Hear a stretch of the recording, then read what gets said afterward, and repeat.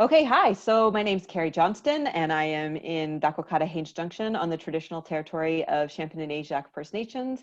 And my guest today is Selene Vakharia. She's in Whitehorse, Kwanlin, on the traditional territory of Kwanlin Dun First Nation and Ta'anquittin Council. Welcome, Selene. Thanks for having me. Okay, so tell us a little bit about who you are as an entrepreneur.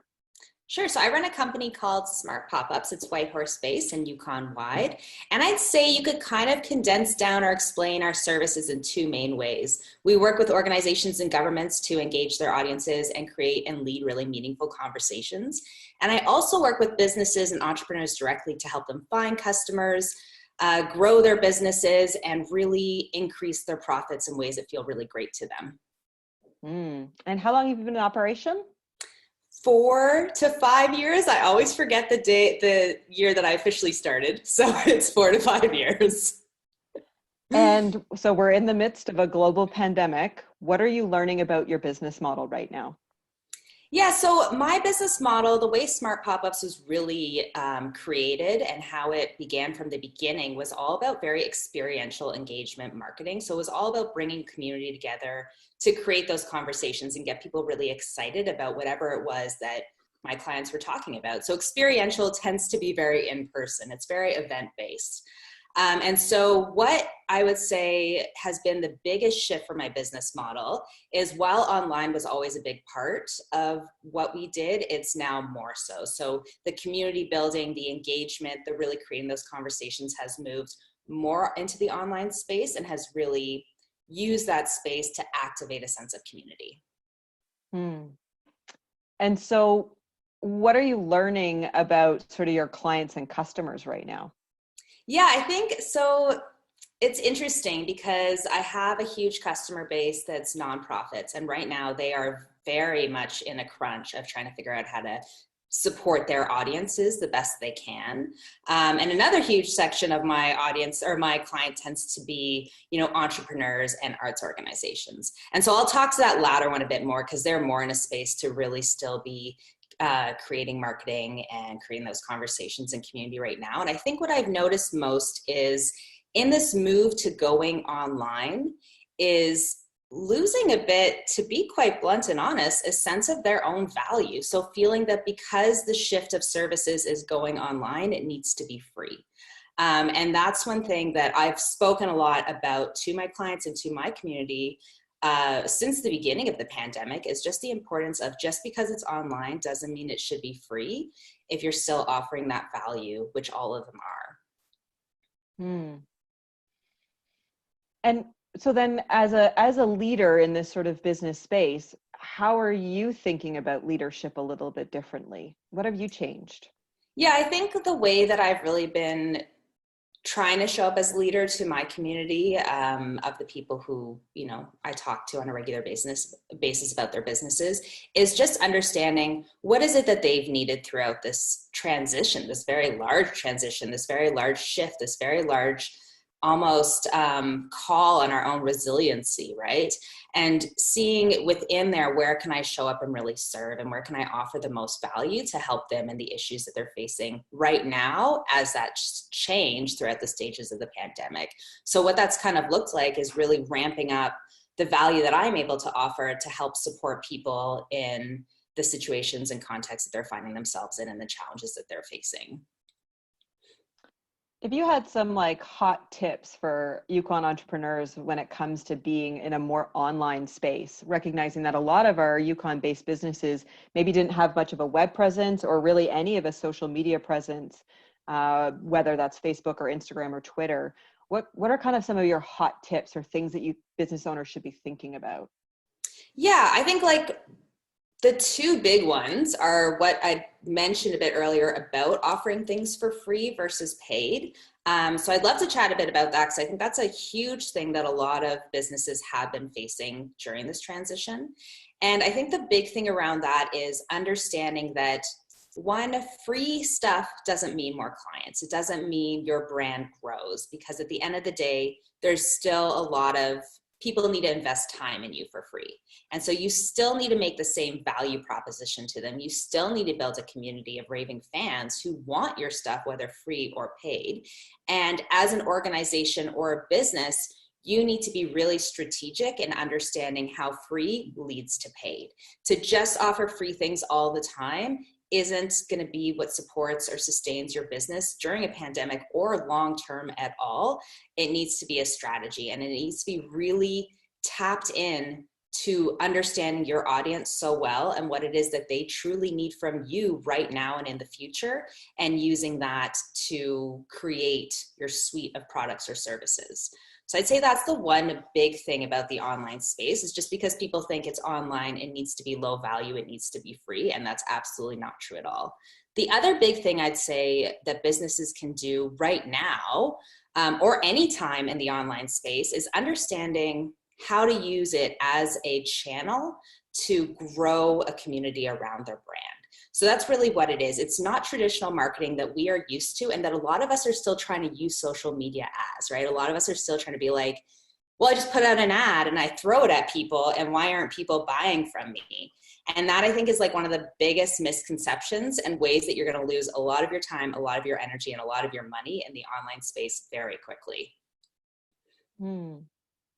So do you have any advice then for somebody who's maybe even an emerging entrepreneur, or not somebody who's transitioning or pivoting their business, but somebody who's like, hey, I want to start a business, even though it's a pandemic? Yeah, I super support. I actually had a client who started a business during the pandemic and had new clients right out the gate. So it is doable. Just because we're in a pandemic doesn't mean people still don't have needs, that they still don't have goals, and that some cases those goals are actually heightened because of the stressful situation that we are in. They have a higher need for products and services than they did before. So it's important to realize you can still have market potential right now. So I think one of the biggest things for new entrepreneurs or people who want to start a business right now is kind of the same thing I would say whether there's a pandemic or not, is two big things. Is one, you need to be building a community around your brand. Right out the gate, even if you don't have a product or service yet, it's never too soon to start building a community. And in fact, the way that my business started is that it wasn't a business when it started. It was a community that I was building around a brand that grew so much that when I had the business launched, when we actually launched the business, it already had an audience of people ready to buy from it.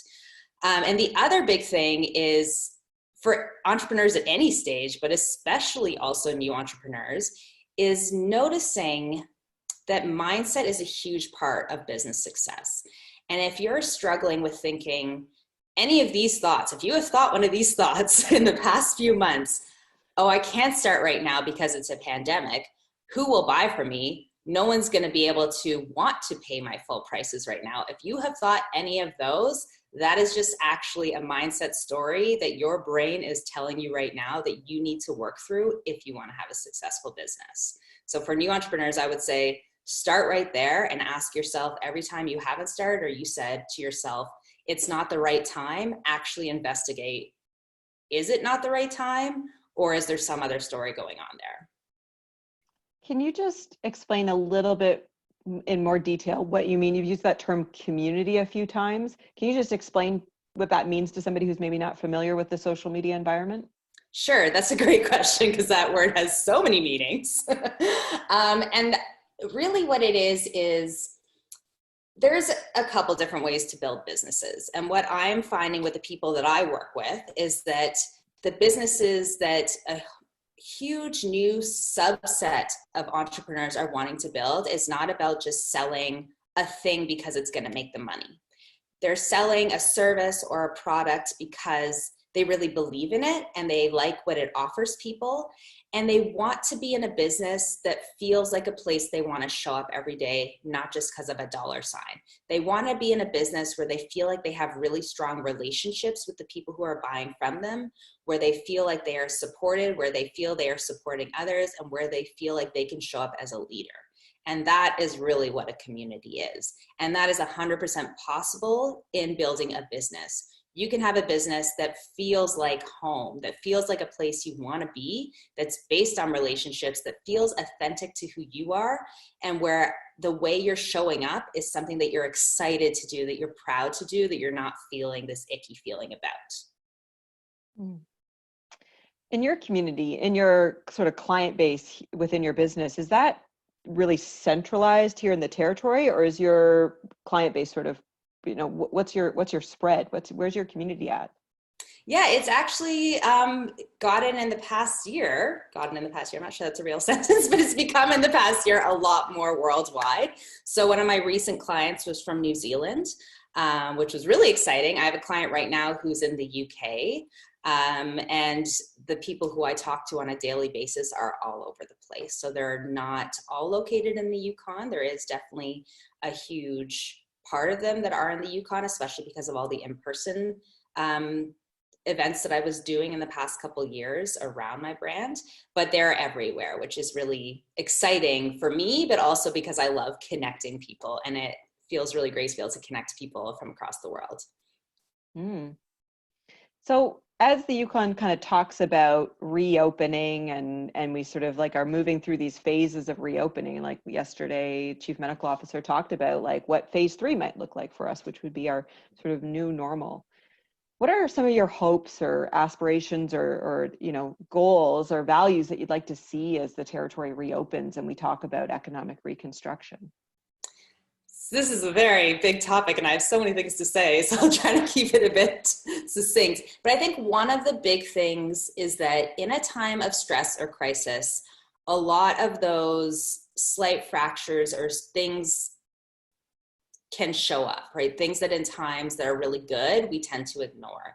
And this is both on an individual level and on a society level. And I think this pandemic really raised for a lot of us individually where those fractures were in terms of like our own resiliency, our own ability to handle stress, our own support networks, our own businesses, and where maybe we were not as strong as we thought we were or we hoped we were, right? As you had mentioned, like, are we in the online space? Are we in a situation at any point in time to be delivering and growing our business? So I think one of my hopes is, and then I will also say on a societal level, like I think one of the things that I really noticed during the pandemic was, with a bit of surprise, was which voices are heard and listened to the most and which ones are kind of ignored a bit. Like one of the things that became really apparent to me is, the childcare conversation. I haven't really seen it being had on a very large scale. And it is one that, whether there's a pandemic or not, is keeping a huge part of our community, in terms of the Whitehorse Yukon community, in terms of the Canadian community, from being able to participate to the full extent they would like to in our economy. So I think my hopes going back into phase 3 and exiting, hopefully, fingers crossed, a crisis mode, is that we don't ignore the lessons that we have learned, the uncomfortable things that have come up for us individually and on a societal level, but we use our new standing of feeling a little less stressed, a little less shaken, to continue those conversations and those learnings and actually start to repair them so that when we're hit with another crisis, whatever that looks like, we don't feel like we're falling apart as much. And so any sort of other worldview shifts for you? Any aha moments that have been like, oh, I'm not ever going to look at this the same way? Yeah, I mean, I don't think I'm the only one who's been like, whoa, it's so weird. I've had this huge year of self-growth and self-development, right? Like, which is nice. I think a lot of us have been like, oh yeah, there's a lot going on inside of me that maybe I didn't know that maybe I should work on. So I think that's definitely one of my biggest shifts that I've personally made since the pandemic has started, is really looking at my own things. I mean, I've learned a lot about brain science and how our brains wire themselves, and it's been fascinating to see that some of the things really holding us back are just patterns that our brain will automatically start to do. And so encountering my own patterns and recognizing what's been holding me back in reaching my own full potential, that's something that I'll never again, luckily, hopefully, look at the same way, and that I'm really, that's something that I work on every single day as part of my own self-care, as part of my own wellness experience and journey, is working on my own mindset and encountering as often as I can and noticing those stories that come up for me that lead to a feeling of anxiety in my business, lead to a feeling of fear, and lead to me to not want to exit my own comfort zone for growth. So what have been some of your wellness practices as you're like tackling some of that big internal stuff? Yeah, I'd like to say eating healthier, but that's a lie. So I'd like to say I don't eat like pizza at 11 p.m. almost every night, but that would be a lie. So I won't say that. So really where I've been focusing is, I think like I knew this about myself before, but it really forced me to face it in the pandemic as everyone moved into the stage of no routine, is how much routine is essential to my own well-being and to my ability to actually do the things I want to do and achieve the things I want to achieve. So I've really worked hard to put a routine in place is one of the big ones. And to, how do I say this? Like build self-trust in myself by keeping promises to myself. So not letting myself go against my own boundaries of having a routine. So that's been a big thing for sure. Another big one that I do every single day is I have in the morning, I like to start my morning with doing a gratitude journaling, which you've probably heard from a lot of people, but it is amazing. And there is actually a lot of science behind it showing how much this impacts you on a day-to-day and a long-term basis, as well as doing a lot of mindset exploration and understanding those stories that I've been telling myself for pretty much my whole life and how they've shown up at different times in my life, and working very slowly, because it's not an overnight process as much as I wish it would be, but working very slowly and consistently through them. Any sort of songs, books, music, podcasts, or things that you'd recommend to the audience? Yeah, I've gotten hard back into the new wave genre, so anything by New Order as a pump up song I have to recommend. Anything New Order, anything Depeche Mode, just get back into it. It's amazing. And in terms of books, I've really been loving Atomic Habits. It's all based on brain science around like how this is what I think underlies the whole book, and maybe James Clear, who wrote it, would disagree with me, but basically the sense that nothing is an overnight, huge effort, a ton of impact right now journey.